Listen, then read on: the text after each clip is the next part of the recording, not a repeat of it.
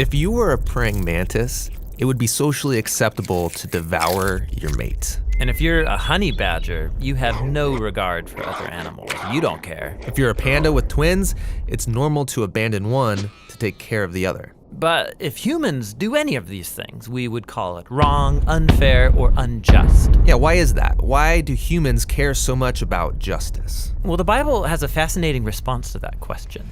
On page 1, humans are set apart from all other creatures as the image of God. Yeah, God's representatives who rule the world by his definition of good and evil. And this identity, it's the bedrock of the Bible's view of justice. All humans are equal before God and have the right to be treated with dignity and fairness no matter who you are. And that would be nice if we all did that. But we know how the world really works. And the Bible addresses that too.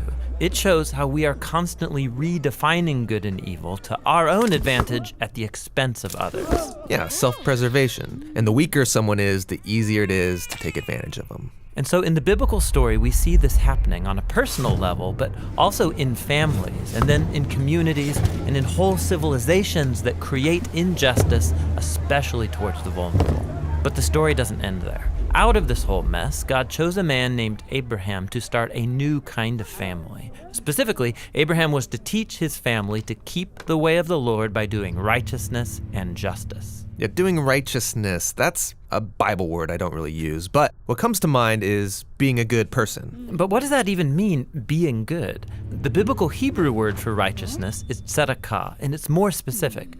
It's an ethical standard that refers to right relationships between people. It's about treating others as the image of God, With the God-given dignity they deserve. And this word justice, it's the Hebrew word mishpat.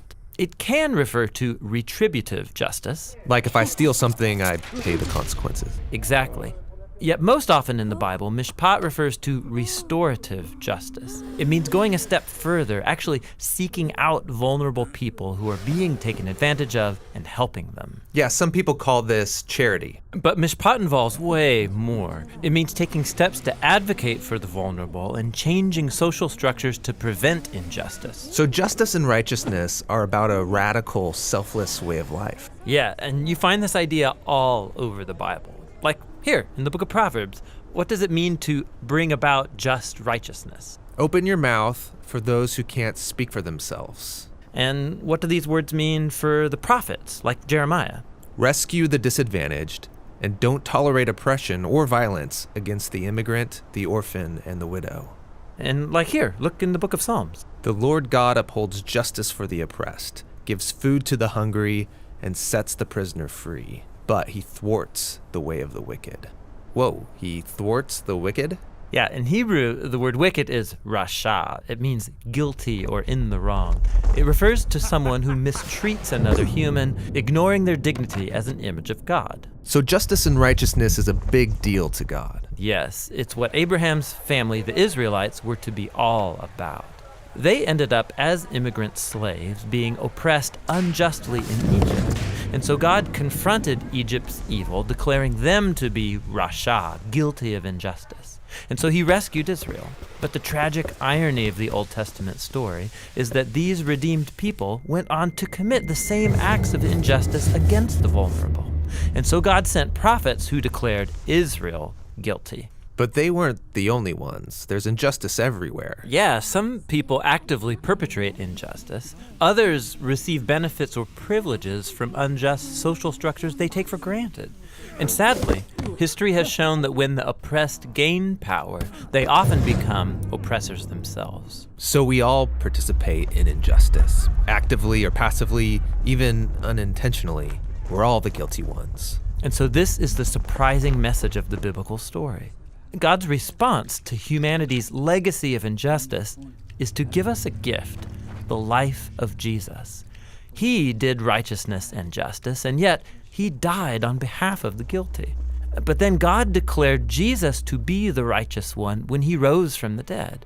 And so now Jesus offers his life to the guilty so that they too can be declared righteous before God, not because of anything they've done, but because of what Jesus did for them. The earliest followers of Jesus experienced this righteousness from God, not just as a new status, but as a power that changed their lives and compelled them to act in surprising new ways. Yeah, if God declared someone righteous when they didn't deserve it, the only reasonable response is to go and seek righteousness and justice for others. This is a radical way of life, and it's not always convenient or easy. It's courageously making other people's problems my problems. This is what Jesus meant by loving your neighbor as yourself. It's about a lifetime commitment fueled by the words of the ancient prophet Micah. God has told you, humans, what is good, and what the Lord requires of you is to do justice, to love mercy, and to walk humbly with your God.